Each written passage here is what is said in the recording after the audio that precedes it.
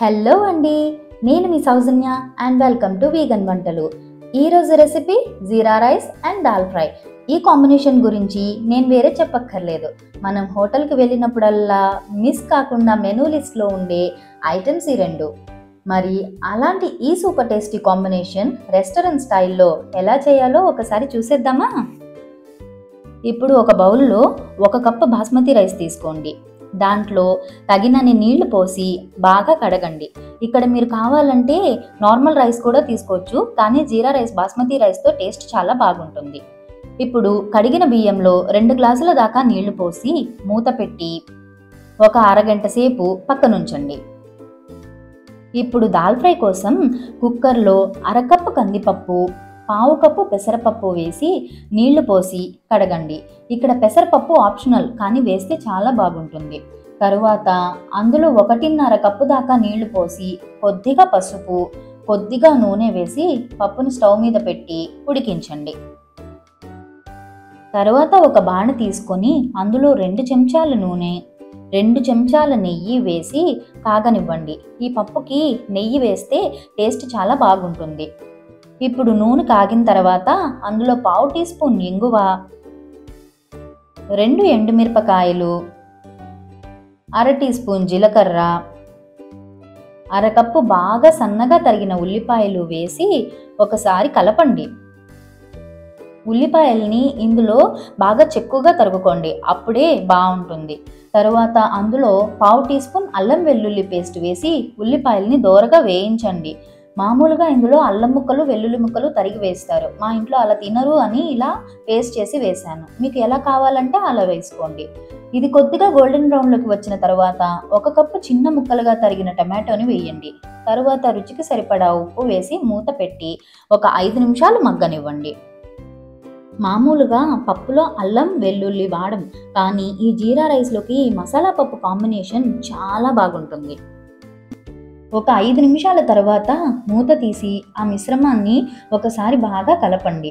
ఇప్పుడు ఇందులో మసాలాలు వేసుకుందాం. 1/2 టీ స్పూన్ పసుపు, 1/2 టీ స్పూన్ కారం, 1/2 టీ స్పూన్ జీలకర్ర పొడి, 1/2 టీ స్పూన్ ధనియాల పొడి, 1/2 టీ స్పూన్ గరం మసాలా పొడి వేసి మసాలా అంతా బాగా కలిసేలా ఒకసారి కలపండి. ఇప్పుడు దీన్ని మూత పెట్టి కొంచెం సేపు ఉడికించండి. అప్పుడు మసాలా అంతా బాగా అబ్జార్బ్ అవుతుంది. ఇలా ఆయిల్ పైకి తేలిన తర్వాత ఇందులో ఇందాక ఉడకపెట్టిన పప్పును వేసి ఇలా తిప్పుతూ కలపండి. అప్పుడు పప్పు అడుగంటకుండా మసాలాలోకి బాగా కలుస్తుంది. ఇప్పుడు కన్సిస్టెన్సీ అడ్జస్ట్ చేయడానికి ఇందులో 1 కప్పు దాకా నీళ్లు పోయండి.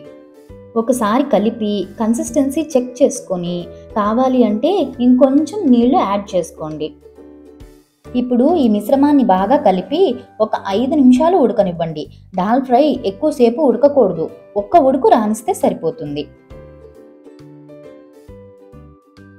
ఇప్పుడు ఇలా ఉడుకుతున్న ఈ పప్పులో కొద్దిగా కస్తూరి మేతిని ఇలా నలిపి వేసుకోండి. ఇది ఆప్షనల్, లేకపోయినా ఏమీ పర్వాలేదు.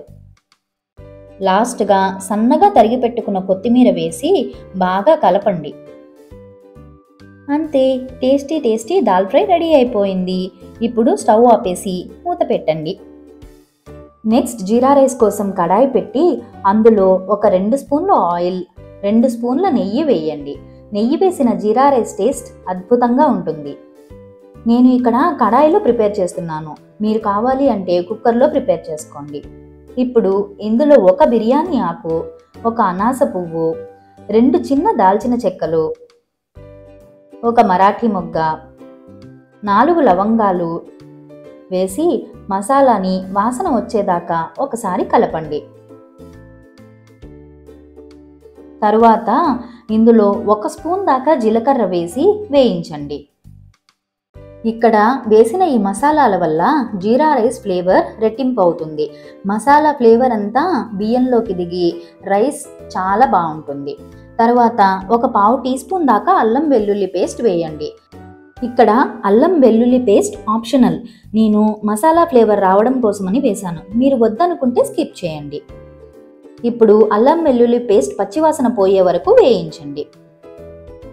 తరువాత ఇందులో 1.5 కప్పుల దాకా నీళ్లు పోసి ఒకసారి కలపండి. ఇక్కడ నేను 1 కప్పు బాస్మతి రైస్కి 1.5 కప్పుల దాకా నీళ్లు పోస్తున్నాను. అదే కుక్కర్లో అయితే 1 కప్పుకి 1 కప్పు వాటర్ సరిపోతుంది.